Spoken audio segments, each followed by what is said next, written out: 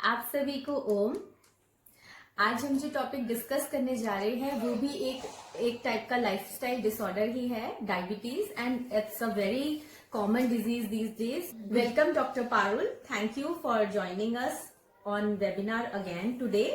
So let's start with the discussion on the topic diabetes and its symptoms. Good evening, Richa. Thank you so much for inviting me again to discuss diabetes. So let's start with the diabetes. तो diabetes क्या होता है? What is diabetes? तो diabetes जिसको हम normal भाषा में बोलते हैं कि ब्लड शुगर लेवल ज्यादा हो गया है इंसुलिन की कमी के कारण। तो ये increase in the blood sugar level is known as diabetes. तो अगर हम फास्टिंग की बात करें तो ये इसकी नॉर्मल रेंज 70 to 110 मिलीग्राम पर डीएल होती है, और अगर हम बात करें खाना खाने के बाद की तो वो 140 से नीचे होनी चाहिए। तो अगर इससे ज्यादा है तो हम उसको डायबिटीज मेलाइटस बोलते हैं। तो डायबिटीज मेलाइटस दो तरीके का होता है, टाइप 1, टाइप 2। टाइप 1 जो है उसको हम बोलते हैं इंसुलिन डिपेंडेंट डायबिटीज मेलाइटस, और जो टाइप 2 है उसको हम बोलते हैं insulin non dependent diabetes mellitus. तो जो टाइप 1 है उसको हम इंसुलिन डिपेंडेंट डायबिटीज मेलाइटस के साथ जुवेनाइल डायबिटीज भी बोलते हैं, क्योंकि ये 30 ईयर्स से कम एज में देखने को मिलता है। मतलब बचपन से जो डायबिटीज जिसको हम बोलते हैं कि इसको बचपन से डायबिटीज है, चाइल्डहुड का डायबिटीज है, वो यही वाला डायबिटीज होता है, टाइप 1 इंसुलिन डिपेंडेंट या जुवेनाइल डायबिटीज। ये डायबिटीज 30 साल से कम उम्र में हो जाता है। 30 साल से कम उम्र में ये डायबिटीज हो जाता है। और इसमें जो है क्या कहते हैं, क्या कारण इसका हो सकता है टाइप 1 डायबिटीज का? तो इसका कारण ये होता है कि नॉर्मली हमारा इंसुलिन कहाँ से निकलता है? तो हमारा जो पैनक्रियाज होता है उसके बीटा सेल से इंसुलिन का रिलीज होता है। तो टाइप 1 में ऑटो इम्यून डिसऑर्डर है। टाइप 1 डायबिटीज जो है वो एक ऑटो इम्यून डिसऑर्डर है। ऑटो इम्यून का मतलब क्या होता है? ऑटो मतलब खुद की बॉडी अपने ही अगेंस्ट के सेल से लड़ रही है। ठीक है, नॉर्मली इम्यूनिटी क्या होती है? बाहर का कोई फॉरेन बॉडी आया, हमारी बॉडी में एंटीबॉडीज है, वो एंटीबॉडीज जो है लड़ने लग गई उस फॉरेन बॉडी से और फॉरेन बॉडी को आउट कर दिया बॉडी से। लेकिन ये एक ऑटो इम्यून डिसऑर्डर है टाइप 1 डायबिटीज। इसमें क्या है कि हमारी बॉडी अपने ही सेल को डिस्ट्रॉय कर रही है, अपने ही सेल को फॉरेन बॉडी समझ रही है और फिर डिस्ट्रॉय कर रही है। तो ये टाइप 1 डायबिटीज एक ऑटो इम्यून डिसऑर्डर है। तो ये इंसुलिन कहां से निकल रहा है? पैनक्रियाज के बीटा सेल से। तो यहाँ पे क्या है, ऑटो इम्यून डिसऑर्डर होने के कारण एंटीबॉडी इन बीटा सेल के अगेंस्ट बन जाती है। अब बीटा सेल से ही इंसुलिन का रिलीज है, तो जब बीटा सेल डिस्ट्रॉय हो जाएंगे तो हमारी बॉडी में इंसुलिन नहीं बनेगा। तो इसीलिए ये इंसुलिन डिपेंडेंट डायबिटीज मेलाइटस है। अगर ये हो जाता है तो इसमें इंसुलिन ही देना पड़ता है, शुगर की दवाइयां इसमें कामयाब नहीं होती हैं। तो हमें, और इसके साइन एंड सिम्टम क्या है? पेशेंट को क्या होगा?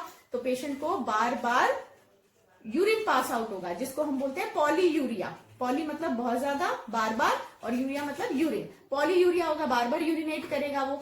अब बार बार यूरिनेट होगा तो उसको प्यास भी ज्यादा लगेगी, तो उसको हम बोलते हैं पॉलीडिप्सिया। और हाँ, पॉलीडिप्सिया। और पेशेंट को भूख भी बहुत लगती है इसमें, तो जिसमें हम बोलते हैं पॉलीफेजिया। तो इसमें रहेगा पॉलीडिप्सिया, पॉलीफेजिया, पॉलीयूरिया। तो ये साइन एंड सिम्टम पेशेंट में आएंगे। और इसका ट्रीटमेंट यही है कि इंसुलिन लेना ही पड़ेगा, because it is insulin dependent diabetes mellitus. Insulin बिल्कुल बॉडी में बन ही नहीं रहा है due to auto immune disorder. Next diabetes है टाइप 2 डायबिटीज, जो 40 साल के बाद होता है, जो हमारे माता पिता में हम कॉमनली देखते हैं। ठीक है, तो ये हेरिडिटरी होता है। ये टाइप 2 भी और टाइप 1 भी हेरिडिटरी होता है। किसी को अगर फैमिली हिस्ट्री है तो आगे मूव ऑन होगी वो फैमिली में।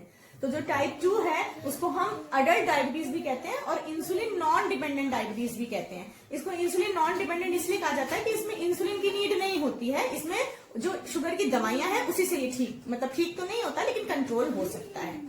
तो इसको हम इंसुलिन नॉन डिपेंडेंट इसलिए कहते हैं। 40 ईयर्स की एज के बाद होता है। ठीक है, और ओबेसिटी जिसको है उसमें ये कॉमनली होता है, इसीलिए लोग कहते हैं वजन अपना कम रखें। तो ओबेसिटी जिसको है तो वो एक एडिटिव फैक्टर रहता है कि उसको टाइप 2 डायबिटीज मेलाइटस हो सकता है। तो इसमें क्या साइन एंड सिम्टम आएंगे? साथ में ये लाइफस्टाइल की वजह से भी हो जाता है। हेरिडिटरी तो ये है, लेकिन अगर ज्यादा आप रिफाइंड फूड खाते हैं, मैदा, पिज्जा, बर्गर ये सब खा रहे हैं, तो चांसेस हाई रहते हैं कि डायबिटीज टाइप 2 हो सकता है। इसके क्या साइन एंड सिम्टम है? तो जो टाइप 1 में देखने को मिलता है, बार बार यूरिनेट करना, बार बार प्यास लगना, बार बार भूख लगना, तो ये 3 तो रहेंगे, पॉलीयूरिया, पॉलीडिप्सिया, पॉलीफेजिया। इसके अतिरिक्त जेनाइटल एरिया में इचिंग रहेगी।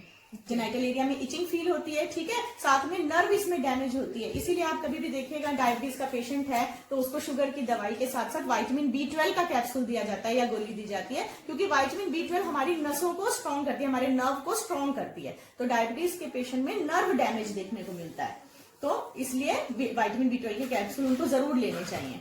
इसके अतिरिक्त और क्या देखने को मिलेगा, अगर इसको ट्रीट कंट्रोल नहीं करते हैं, ट्रीट तो ये होता नहीं है, लेकिन अगर इसको कंट्रोल नहीं करते हैं दवाइयां लेकर के, तो ये आगे हमारी आंखों को खराब करता है, जिसको हम रेटिनोपैथी कहते हैं, आंखों का रेटिना डैमेज करता है, ठीक है। इसके अलावा ब्लड वेसल्स को डैमेज करता है, जिसको हम एंजियोपैथी कहते हैं, ठीक है। इसके अलावा किडनी डैमेज करता है, जिसको हम नेफ्रोपैथी कहते हैं। नेफ्रो मतलब किडनी के लिए यहाँ आया है, तो नेफ्रोपैथी हो सकती है, तो इसलिए इसको कंट्रोल रखना बहुत जरूरी है।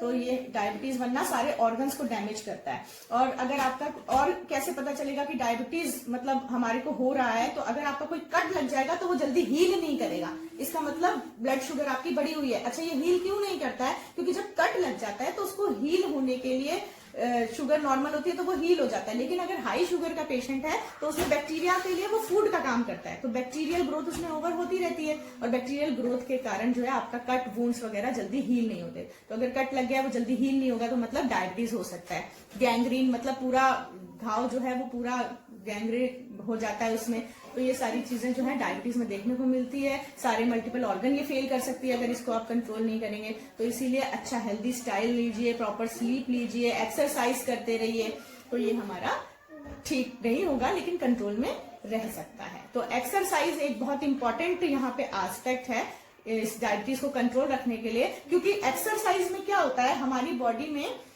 ग्लूकोज ट्रांसपोर्टर 4 होते हैं स्केलेटल मसल के अंदर, या किसी भी सेल में ग्लूकोज ट्रांसपोर्टर 4 होते हैं। तो अगर इंसुलिन नहीं है तो भी ग्लूकोज सेल के अंदर चला जाएगा। इंसुलिन का मेनली काम क्या है, इंसुलिन का काम यही है कि ग्लूकोज को ब्लड से सेल के अंदर डालना है।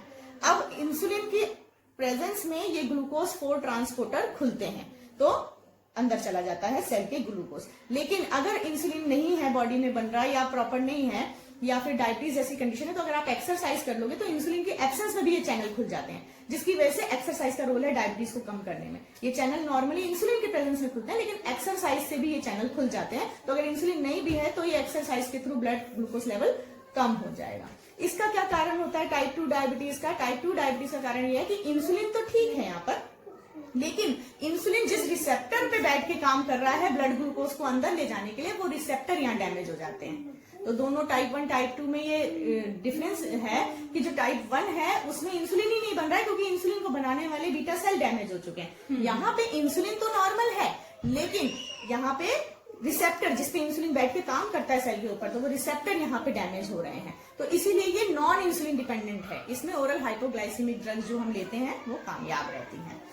इसके अलावा कुछ डायबिटीज और होते हैं, जैसे प्री डायबिटीज, बॉर्डर लाइन की डायबिटीज है, तो अगर बॉर्डर लाइन पे शुगर आ जाती है तो प्रॉपर एक्सरसाइज, लाइफस्टाइल चेंजेस से हम उसको ठीक कर सकते हैं, तो प्री डायबिटीज होती है। इसके अलावा गेस्टेशनल डायबिटीज, प्रेग्नेंट लेडीज में डायबिटीज देखने को मिलता है, क्योंकि हाई ग्लूकोज डिमांड रहती है बच्चे के लिए, तो उस चक्कर में जब बॉडी चेंजेस होते हैं तो ब्लड ग्लूकोज लेवल प्रेगनेंसी में बढ़ता है, लेकिन ये ठीक हो जाता है आफ्टर डिलीवरी, तो इसको हम गेस्टेशनल डायबिटीज कहते हैं। तो ये हमारा डायबिटीज है। तो exercise, yoga, lifestyle changes, healthy eating हमारे डायबिटीज को कंट्रोल रख सकता है।